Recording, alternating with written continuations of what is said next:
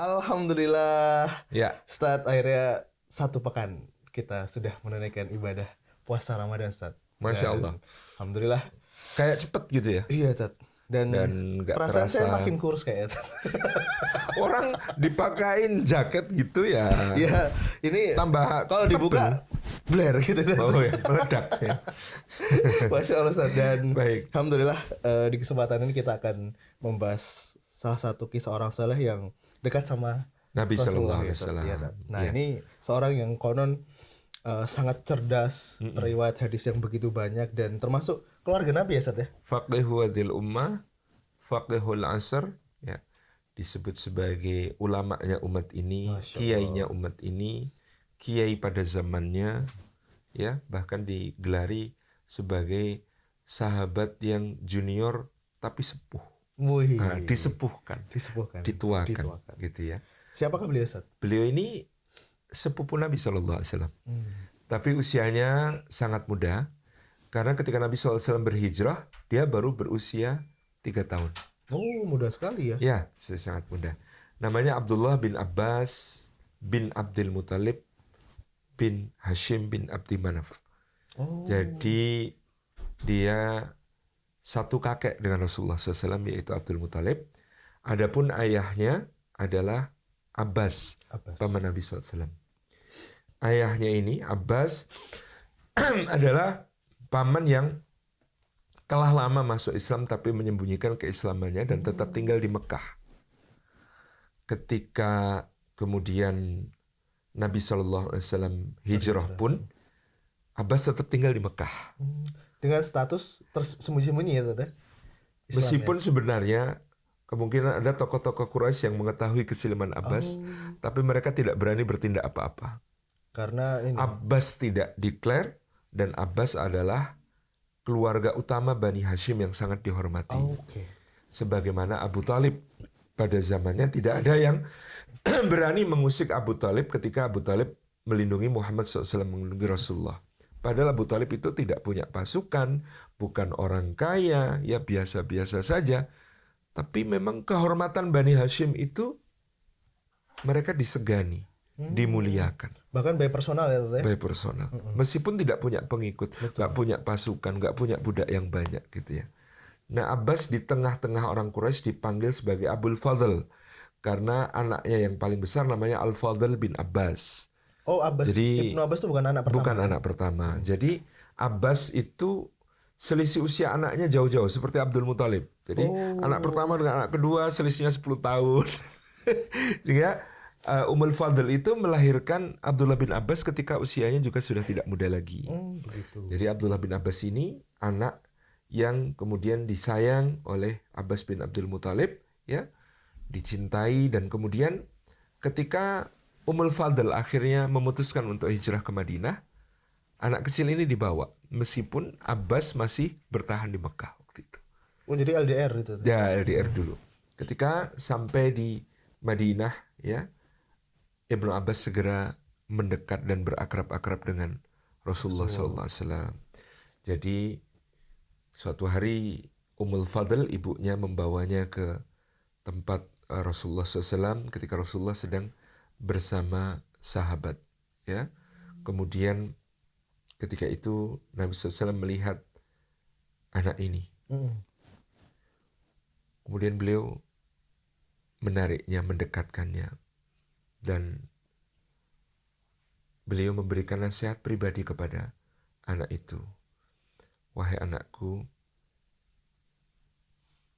ingatlah Allah, Allah akan mengangkatmu. Jagalah Allah, Allah akan menjagamu.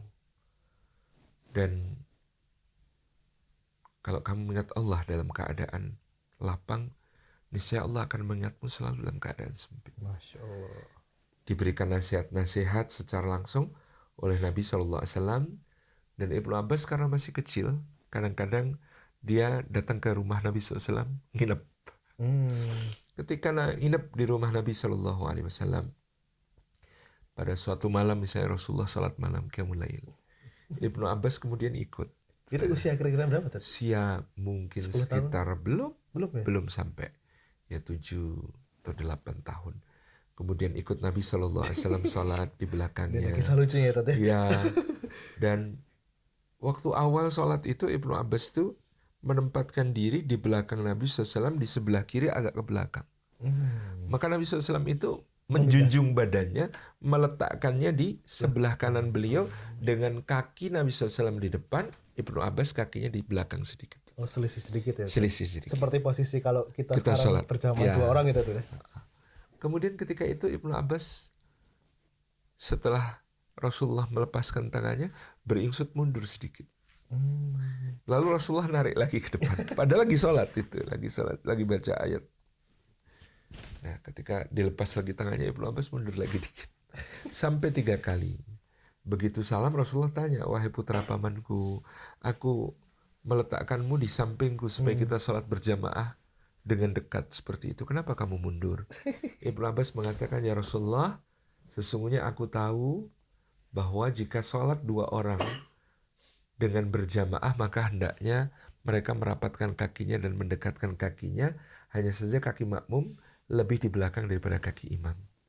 Tetapi aku hanyalah anak kecil yang masih bocah. Aku merasa tidak layak berada di sebelahmu seperti sahabat-sahabatmu yang lain. Masya Allah. Maka aku berada di belakang sebagai seorang anak kecil.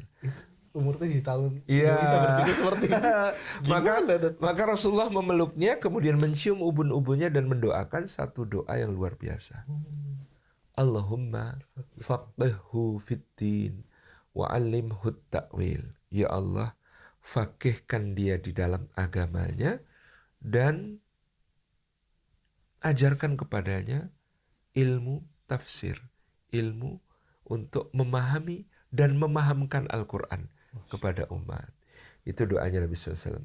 Ada yang mengatakan ini adalah doa kedua Nabi SAW. Waktu dia lahir di Mekah 3 tahun sebelum hijrah, Nabi SAW juga menyaksikan kelahirannya, dan begitu lahir digendong, ditimang Rasulullah, sudah didoakan dengan doa itu. Allahumma faqihhu fiddin wa 'allimhu ta'wil. Ya Allah, faqihkan dia dalam agama dan ajarkanlah kepadanya ilmu tentang tafsir Al-Quran, memahami dan mengajarkannya kepada umat.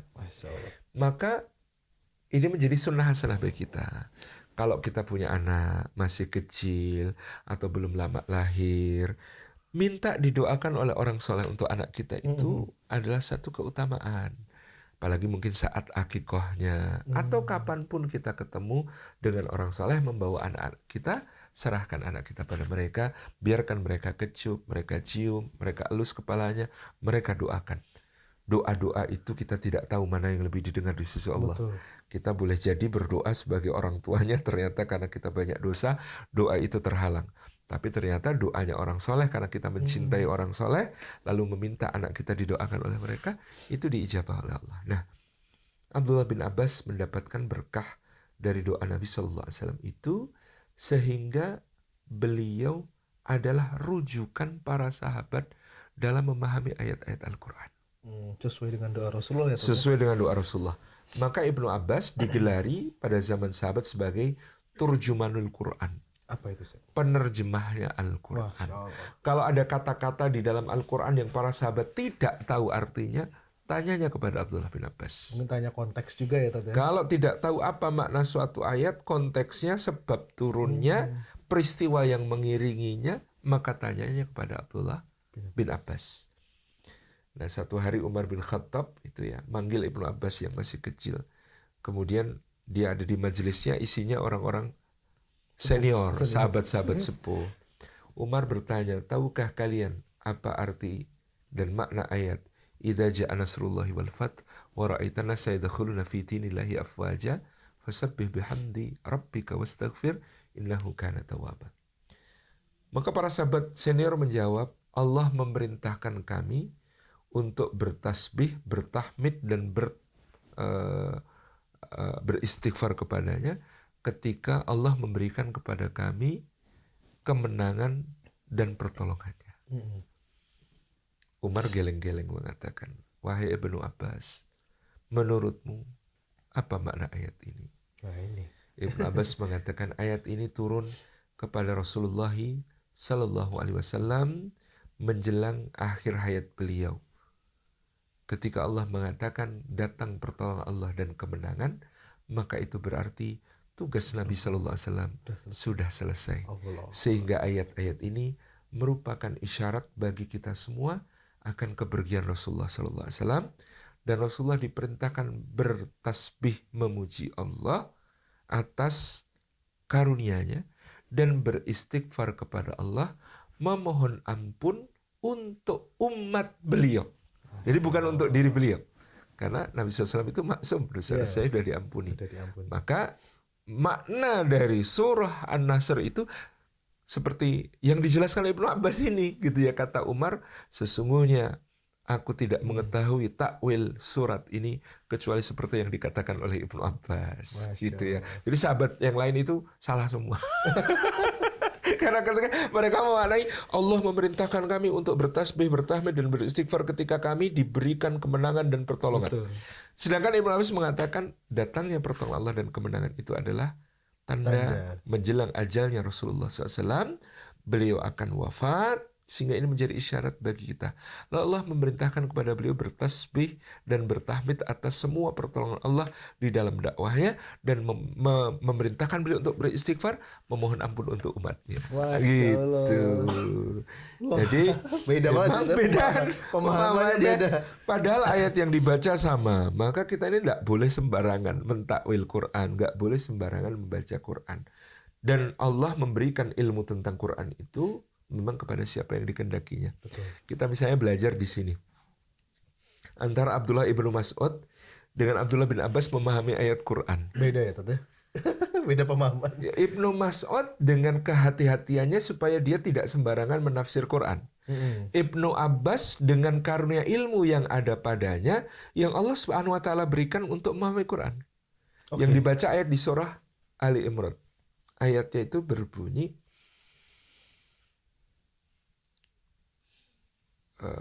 bahwa dari Al-Quran itu ada ayat-ayat yang muhkamat dan ada ayat-ayat yang mutasyabihat. La ya'lamu ta'wilahu illallah warrasikhuna fil ilmi yaquluna amanna bihi kullum min indi rabbina. Tentang ayat-ayat yang mutasyabihat, ayat yang samar itu, Allah mengatakan, la ya'lamu ta'wilahu illallahu warrasikhuna fil ilmi yaquluna amanna bihi kullum min indi rabbina. Bagaimana Ibnu Mas'ud membaca? Ibnu Mas'ud membaca begini. La ya'lamu ta'wilahu illallah. Titik. Warrasikhuna fil ilmi yaquluna amanna bihi kullum min indi rabbina. Kalau diterjemahkan bacaan Ibnu Mas'ud ini berbunyi begini. Tidak mengetahui takwil ayat yang mutasyabihat itu kecuali Allah. Titik. Warasikhuna fil ilmi, dan orang-orang yang mendalam ilmunya, yaquluna, mereka berkata, amanna bihi, kami beriman kepada ayat yang muhkamat maupun mutasyabihat, kullum min indi rabbina, semua datang dari sisi Allah Subhanahu wa taala. Konsekuensi dari bacaan Ibnu Mas'ud, ayat mutasyabihat tidak bisa ditakwil, tidak bisa ditafsir, karena hanya Allah yang mengetahui tafsirnya dan takwilnya. Oke, karena titik tadi ya, Tete. Titik. Penggalan tadi. Perhatikan bacaan Ibnu Abbas. Apa kata Ibnu Abbas? La ya'lamu ta'wilahu illallahu warrasikhuna fil ilm. Titik. Oke. Yaquluna amanna bihi kullum min indi rabbina. Titik. Perhatikan konsekuensi bacaan, di mana menggalnya sangat berbeda maknanya. Ibnu Abbas jadi membacanya begini. La ya'lamu ta'wilahu illallahu warrasikhuna fil ilm. Tidak ada yang mengetahui takwil ayat-ayat yang mutasyabihat itu kecuali Allah dan orang-orang yang mendalam ilmunya. Titik. Oh iya, menarik. Yaquluna, mereka berkata. Karena yaquluna itu nggak butuh subjek. Oh. Di bacaan Ibnu Mas'ud, warasikhuna fil ilmi yaquluna, seakan-akan rasikhuna fil ilmi adalah subjek, yaquluna adalah predikat. Betul. Sedangkan dalam bacaan Ibnu Abbas, warasikhuna fil ilmi diikutkan bacaan yang depan, yaquluna itu ada domirnya, sudah nggak perlu subjek lagi. Iya. Mereka semua berkata, ada merekanya dalam kata yaquluna itu ada mereka. Mereka semua berkata, kami beriman kepada ayat-ayat itu, semua datang dari Allah Subhanahu wa taala. Konsekuensinya Ibnu Mas'ud tidak akan berani mentafsir ayat kecuali ada keterangan dari Allah, ada keterangan dari Rasulullah SAW. Ini yang bagian lempeng-lempeng aja ya, Tat. Ya, kalau nggak ada dari dua itu, Ibnu Mas'ud nggak akan berani mengajukan pendapatnya sendiri terhadap satu ayat mutasyabihat. Ibnu Abbas. Karena punya pengetahuan itu. Warasikhuna fil ilm. Titik. Orang yang mendalam ilmunya, diberi Allah ilmunya untuk memahami Quran, tentu bisa mentafsirkan Quran, tentu bisa mentakwilkan Quran. Menarik. Gitu ya. Itu salah satu contoh kecerdasan Ibnu Abbas ketika ada sahabat yang menggugat beliau. Kamu ini bagaimana? Ayat Quran kok ditakwil? Itu mutasyabihat. Lebih baik biarkan apa adanya. Ibnu Abbas menjawab apa? Subhanallah. Maha suci Allah dari berbuat sia-sia. Kalau diturunkan kok yang tahu cuma Allah. Gunanya apa untuk kita? Ini telak banget. Iya. Bener. Iya. Maha suci Allah. Gitu ya? Maha suci Allah dari melakukan sesuatu yang sia-sia. Semua yang dilakukan Allah pasti ada hikmah, ada makna, pasti ada pelajarannya. Betul. Masa Allah menurunkan ayat yang hanya dia tahu, hanya dia yang tahu sendiri takwilnya? Terus buat apa gunanya untuk manusia? Betul. Itu kecerdasannya Ibnu Abbas yang luar biasa, dan kecerdasan beliau ini sangat menonjol dalam menyelesaikan berbagai macam persoalan, menyelesaikan berbagai urusan fikih itu ya. Dan karena keunggulan ilmu beliau inilah beliau selalu menjadi rujukan kaum muhajirin meskipun beliau sudah atau masih muda. Pokoknya kalian nanti tanya apa? Ada sahabat sepuh misalnya ditanya, ini bagaimana hukumnya dan makna ayat ini apa? Kenapa tanya kepadaku? Tanyanya Ibnu Abbas gitu ya. Dan Ibnu Abbas itu meskipun sudah dikaruniai ilmu yang banyak, beliau itu tidak pernah lelah untuk mencari ilmu. Tetap tekun ya, Tat. Coba bayangkan, Ibnu Abbas itu sebelum subuh bangun, dia cari rumah sahabat Nabi yang dia anggap memiliki ilmu dari Nabi SAW, maka dia akan tunggu di situ sampai subuh tiba. Ketika subuh tiba, dia akan menggandeng sahabat itu, apalagi yang sudah sepuh, untuk ke masjid. Dan sepanjang jalan dicari. Sepanjang jalan dia dengarkan apa yang dikatakan. Pulang dari masjid diantar lagi. Kemudian Ibnu Abbas duduk di rumahnya. Sampai sahabat-sahabat senior itu mengatakan, wahai putra paman Rasulullah, harusnya kami yang sowan. Kata Ibnu Abbas, tidak, kalian yang lebih utama, saya adalah anak muda, saya yang harus berkhidmah kepada kalian. Dan itu dilakukan kepada para sahabat senior semuanya. Gitu ya, kepada Sayyidina Umar, Sayyidina Utsman, Sayyidina Ali, Mu'adz bin Jabal, ulama-ulama dari kalangan Ansor gitu ya. Itu semua dia datangi. Dan kadang-kadang menunggu waktu sela, dia tanya gitu ya, kira-kira beliau itu longgarnya jam apa. Kalau longgarnya asar, beliau sudah datang sejak sebelum asar, nunggu depan rumah gitu ya, nanti nganter ke masjid ya, nganter balik. Seperti itu Ibnu Abbas. Maka Ibnu Abbas pernah ditanya oleh para muridnya yang tabi'in, wahai putra paman Rasulullah, bagaimana engkau mendapatkan ilmu yang begitu luasnya ini? Maka Ibnu Abbas menjawab dengan lisan yang suka bertanya dan dengan akal yang tidak berhenti berpikir. Masya Allah. Itu kuncinya gitu ya yang beliau sebutkan. Nah, sama-sama ulama cemerlang, sama-sama muda, sama-sama sangat cerdas dan jenius. Yang satu dari kalangan muhajirin itu Ibnu Abbas, yang satu dari kalangan Ansor, namanya Zaid bin Thabit. Ini duo ini kan luar biasa cerdas ya. Suatu saat mereka berbeda pendapat.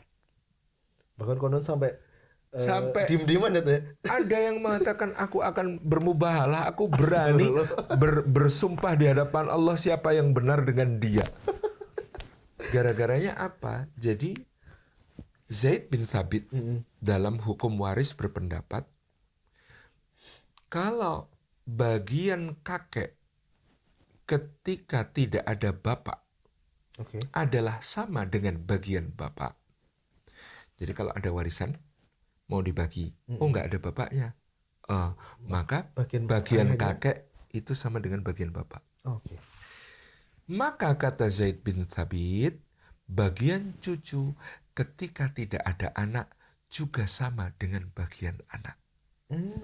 Kan ini kalau naik Sama. bagian bapaknya nggak ada, bagian kakek bapaknya nggak ada, maka bagian kakek sama dengan bagian bapak. Ya. Kalau ke bawah, ketika bagian Anak nggak ada. bagian cucu itu dicari, anaknya nggak ada, maka bagian cucu sama dengan bagian anak. Oke. Kata Ibnu Abbas, ana ubahiluhu. Kalau soal ini saya berani bersumpah di hadapan Allah siapa yang benar. Masa dia samakan bagian anak dengan cucu seperti mana bagian kakek ketika tidak ada bapak? Ya nggak gitu logikanya. Kalau bapak ke kakek itu jumlahnya tertentu dan pasti. Mesti cuma satu. Oh iya. Dan bapak dan kakek itu ada keterangannya dalam Quran bagian mereka. Itu betul. Tapi anak ke cucu nanti dulu. Anak itu isobah. Kalau sudah dibagi yang ada aturannya dalam Quran, maka anak menjadi yang menghabiskan sisa semuanya. Betul. Kalau anak tidak ada, apakah cucu otomatis seperti anak? Nanti dulu, kata Ibnu Abbas. Nggak bisa selogikanya semudah itu, sesederhana itu. Maka kemudian beliau ngitungkan, nggak begitu, anak itu begini, sementara cucu ini begini, jumlahnya juga makin banyak, maka aturannya begini, begini. Nah, itu yang dikatakan Ibnu Abbas. Qadarullah satu hari terjadi peristiwa. Ada kerabatnya Ibnu Abbas meninggal. Tapi ngajinya sama Zaid ya? Ya, orang ini ngajinya banyak sama Zaid. Ketika dia meninggal, kalau mau bagi warisannya harus milih pendapat. Mau pilih pendapat Ibnu Abbas atau pendapat Zaid. Ya. Maka Ibnu Abbas diundang, datang ke rumahnya. Tolong dihitungkan warisannya, ini dia sudah meninggal. Kata Ibnu Abbas, karena dia tahu orang ini sering ngajinya ke Zaid. Almarhum ini dulu selama hidup, kalau ngaji fikih, itu ke Zaid bin Thabit, bukan ke saya. Maka saya kira dia akan lebih ridho kalau yang ngitungkan warisannya itu Zaid bin Thabit, bukan saya. Maka keluarganya pun akhirnya ngundang Zaid bin Thabit. Nah, Zaid bin Thabit datang, dia tahu di situ ada Ibnu Abbas dan ini kerabatnya Ibnu Abbas. Maka ketika menghitung warisannya, Zaid bin Thabit menghitung pakai perhitungan pendapatnya Ibnu Abbas. Masya Allah. Tidak pakai pendapatnya dia. Masya Allah. Maka begitu selesai Zaid pamit, Ibnu Abbas langsung ngejar ke depan ke halaman, dia tarik tali kekang bagol. Bagol itu campuran kuda dan keledai. Zaman itu identik tunggangannya para ulama ya. Itu bagol. Naiknya bagol. Campuran lebih antara gede kuda dan keledai. Lebih gede dari keledai, lebih kecil dari kuda. Jalannya lembut kayak keledai, kekuatannya kayak kuda. Menarik. Nah, itu masih ada nggak sih Mas Muhammad? Mungkin harus tetap membudidayakan. Artinya dia mungkin F1, F2-nya berbeda. Ya gitu ya kualitasnya. Jadi dia harus F1 mungkin di antara campuran kuda dan kuda. Belajar ilmu genetik. Ya. Kemudian dibawalah ya oleh Ibnu Abbas. Ibnu Abbas nuntun bagolnya Zaid. Zaid itu kan nggak enak. Ya Allah, aku gimana? Ya putra paman Rasulullah, jangan seperti itu. Aku malu. Kenapa kau lakukan itu? Maka Ibnu Abbas tersenyum hadap ke atas sambil mengatakan, hadza ma amarna bihi Rasulullah sallallahu bi ulama'ina. Inilah yang diperintahkan Rasulullah kepada kami, bagaimana caranya memperlakukan ulama itu seperti ini gitu ya. Kemudian Zaid itu nggak mau kalah, dia kemudian mengatakan, coba lihat tanganmu wahai putra paman Rasulullah. Lihat tangan kananmu. Oleh Ibnu Abbas diperlihatkan tangan kanannya. Sama Zaid langsung ditarik kemudian dicium. Gitu. Kemudian dikatakan oleh Ibnu Abbas, apa ini wahai putra Madinah, faqihnya Madinah, faqihnya Darul Hijrah. Maka kemudian Zaid menjawab, hadza ma amarana bihi Rasulullah sallallahu bi ahli baiti. Inilah yang diperintahkan Rasulullah sallallahu kepada kami cara memperlakukan keluarganya, ahli baitnya. Jadi Dua orang yang sama alimnya, tawadhu'nya luar biasa di antara mereka. Kenapa Ibnu Abbas disebut ahli baitnya Rasulullah? Karena Rasulullah itu pernah menyebutkan, ahli baitku, keluarga Ali, keluarga Ja'far, keluarga Abbas. Jadi kalau ada yang mengklaim ahli bait Rasulullah itu hanya keluarganya Ali bin Abi Thalib, nanti dulu. Dalam pengertian apa? Karena Rasulullah SAW itu pernah memberikan definisi ahli bait paling tidak dalam 4 skup. Yang pertama beliau mengatakan ahli bait itu istri. Istri-istri beliau itu ahli baitnya Rasulullah SAW. Termasuk keturunannya itu? Kan nggak ada. Iya, oh iya. Kecuali Fatimah. Yang kedua, ahli bait itu adalah Sayyidina Ali, Fatimah, dan Hasan dan Husain. Itu ketika beliau hendak bermubahalah dengan orang-orang Nasrani Najran. Kita bawa ahli bait kita masing-masing, yang dibawa Rasulullah itu laki-lakinya Ali, perempuannya Fatimah, anak-anaknya Hasan dan Husain. Itu pengertian kedua. Pengertian ketiga ahli bait itu tadi, keluarga Ali, keluarga Ja'far, keluarga Abbas. Yang keempat, yang paling luas pengertian ahli bait adalah Bani Hashim, Bani Muthalib. Semuanya ahli bait. Lebih gede lagi. Itu nggak boleh menerima ghanimah, ya. Mereka boleh menerima fai', tidak boleh menerima zakat, tapi boleh menerima hadiah. Hadiah boleh. Gitu ya. Jadi itu ya yang disebut sebagai ahli bait Rasulullah. Nah, Ibnu Abbas ini perannya selalu sangat menonjol di berbagai zaman, di berbagai peristiwa. Karena waktu kita terbatas ya, kita ceritakan salah satu yang paling luar biasa adalah di masa Ali bin Abi Thalib. Ketika mendampingi Ali bin Abi Thalib, kan Ali bin Abi Thalib sepupunya Ibnu Abbas juga. Betul. Nah, dalam konflik dengan Sayyidina Muawiyah bin Abi Sufyan, Sayyidina Abdullah bin Abbas selalu yang paling cerdik di dalam memberikan peringatan agar Ali tidak jatuh ke dalam perangkap. Termasuk ketika kemudian Sayyidina Ali bin Abi Thalib akan melaksanakan tahkim dengan Muawiyah, di mana Muawiyah diwakili Amru bin Al-As. Kata Ibnu Abbas, Amru bin Al-As ini diplomat terbaik sepanjang masa, tukang runding paling dahsyat, tukang negosiasi paling ulung, baik ketika jahiliyah maupun ketika Islam. Maka jangan sampai kita jatuh ke dalam perangkap kata-katanya yang sangat bersayap. Hati-hati. Orang-orang pun akhirnya kemudian mengusulkan, wahai Amirul Mukminin, Sayyidina Ali, tunjuk Ibnu Abbas untuk menghadapi Amru bin Al-As. Tapi waktu itu sahabat-sahabat senior mengatakan, kita tunjuk sahabat Abu Musa Al-Asy'ari. Dia adalah sahabat Rasulullah, diridhoi Rasulullah, soleh, wara, zuhud, alim. Kata Ibnu Abbas, ini masalah. Kalau sampai Abu Musa menghadapi Amr akan merasa bebas dengan kata-kata bersayapnya. Abu Musa nggak akan bisa membaca kata-kata bersayap itu. Dia akan lugu, tulus, tapi polos. Pasti kalah kalau negosiasi. Betul. Ini orang soleh, orang bertakwa, orang lugu kayak begini pasti kalah kalau kemudian bernegosiasi. Karena mikirnya lempeng ya tante. Ya, tapi pengikut Sayyidina Ali mengatakan yang paling senior, paling utama, paling mulia Abu Musa Al-Asy'ari. Ya sudah. Qadarullah, Abu Musa lah yang kemudian mewakili Sayyidina Ali dalam negosiasi. Benar ketekuk Abu Musa. Karena kemudian Amr bin Al-As mengatakan, kita sepakat untuk menurunkan baik Ali maupun Muawiyah agar nanti kaum muslimin memilih siapapun khalifah yang mereka inginkan, wahai Abu Musa. Betul, saya sepakat. Maka silahkan wahai Abu Musa, kau umumkan terlebih dahulu bahwa engkau telah mencabut status Amirul Mukminin dari Ali. Abu Musa dengan lugunya mengatakan, aku dengan Amr telah sepakat, kami akan mencopot status kedua pemimpin. Padahal bagi Amru, loh, Muawiyah kan belum pernah jadi khalifah. Iya. Yang jadi khalifah kan Ali. Jadi ketika Abu Musa mengumumkan, maka dengan kesepakatan kami, hari ini aku nyatakan Ali bin Abi Thalib bukan lagi khalifah, dan hendaklah kaum muslimin memilih khalifah yang mereka sukai. Mereka ridhoi.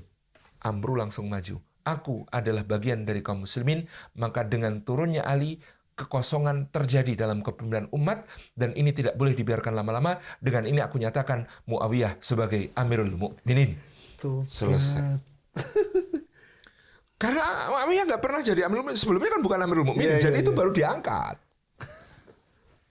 Jadi Abu Musa terjebak di situ. Ibnu Abbas sudah langsung geleng-geleng ketika kemudian Abu Musa ngomong pertama itu sudah selesai. Dia nepuk-nepuk pundak Sayyidina Ali kemudian mengatakan selesai. Kita kalah. Gitu ya. Kemudian Sayyidina Ali ya cuma ridho, nunduk, udah. Yes, qadarullah masya'fa, nggak ada yang bisa dilakukan lagi. Itu yang terjadi. Nah maka sejak itu Sayyidina Ali selalu menempatkan Ibnu Abbas maju duluan. Termasuk ketika terjadi pemberontakan orang-orang Khawarij yang mengkafirkan Ali, mengkafirkan Muawiyah, Amr, Abu Musa, karena mereka dianggap bertahkim dengan selain Allah. Harusnya perang itu, kata orang-orang Khawarij, diteruskan sampai jelas mana yang mukmin, mana yang kafir, mana menang, mana yang kalah, mana yang diperbudak, mana yang memperbudak. Gitu. Ibnu Abbas pada saat itu ketika terjadi Waqatul Jamal kan mereka sudah pernah ngomong begitu juga kepada Sayyidina Ali. Ayo perang itu harus dilanjutkan. Masa kita berhenti di tengah jalan? Masa damai sama Tolha, Zubair, Aisyah? Mereka itu kan sudah menjadi bugot itu ya kafir, layak diperangi. Ibnu Abbas, kalian mau lanjut perang? Ayo kita lanjutkan. Nanti ketika terjadi pembagian budak dari tawanan perang, siapa yang mau ambil Aisyah? Ayo siapa yang berani? Gitu. Kaget orang-orang Khawarij. Ya mana mungkin kami berani menjadikan Aisyah sebagai budak Hakene gitu kan? Gitu kok mau nerusin perang. Ini langkahnya Amirul Mukminin sudah tepat, kita berdamai karena ini ayatnya bukan orang mukmin memerangi orang kafir, tapi wa in ta'ifatani minal mu'minina tatalu. Kalau ada dua kelompok kaum mukminin berperang, maka damaikan keduanya. Ini langkah yang utama. Baru kalau yang satu melakukan kezaliman pada yang lain, diperangi sampai mereka kembali pada urusan Allah. Kalian ini salah menempatkan ayat, kata Ibnu Abbas gitu ya. Maka banyak orang Khawarij itu tersadar gitu ya. Digetak dulu. Ayo teruskan perang. Nanti kalau semua pihak mereka sudah jadi tawanan, siapa yang mau mengambil Aisyah jadi budaknya? Ayo siapa yang berani? Cerdas. Nah, pada saat Ali memerangi orang-orang Khawarij ini yang sudah bikin onar, bikin kacau, bahkan membunuh para sahabat di daerah yang namanya Harura, mereka berkumpul 10.000 orang. Ibnu Abbas datang, tanya, aku ingin tahu kalian ini apakah hafal Al-Quran? Hafal. Ya, mereka memang hafal Al-Quran. Apakah kalian pernah membaca ayat ini? Beliau kemudian bacakan ayat. Faba'athu hakaman min ahlihi wa hakaman min ahliha. Kalau terjadi konflik di antara suami istri sedangkan mereka berdua sudah tidak bisa lagi berbicara secara baik-baik, maka hendaklah keluarga pihak pria dan keluarga pihak wanita masing-masing mengirimkan hakim untuk berunding membicarakan islah perdamaian di antara suami dan istri. Apakah ayat ini masih berlaku? Kata Ibnu Abbas. Masih. Bagaimana menurut kalian kalau Allah memerintahkan ada tahkim, ada hakim dari pihak pria, pihak wanita untuk mendamaikan suami istri yang berselisih? Apakah itu sebuah perintah Allah? Betul, itu perintah Allah. Mana yang lebih besar maslahatnya? Mendamaikan suami istri yang berselisih atau mendamaikan dua kelompok kaum mukminin yang saling berkonflik satu sama lain? Masya Allah, keren. Mendamaikan dua kelompok mukminin yang berperang karena menjaga nyawanya pihak. Betul, itulah yang dilakukan Ali dan Muawiyah. Maka mereka mendapatkan pahala yang berlipat-lipat dibandingkan apa yang didapatkan pahala dua orang yang mendamaikan suami istri yang berselisih. Dari 10.000, 7.000 akhirnya bertaubat kembali menjadi pengikutnya Sayyidina Ali dan kembali ke pangkuan Islam. 3.000 yang angel-ngayel ngajak duel itu yang diperangi Sayyidina Ali. Itulah kecerdasan Ibnu Abbas yang luar biasa gitu.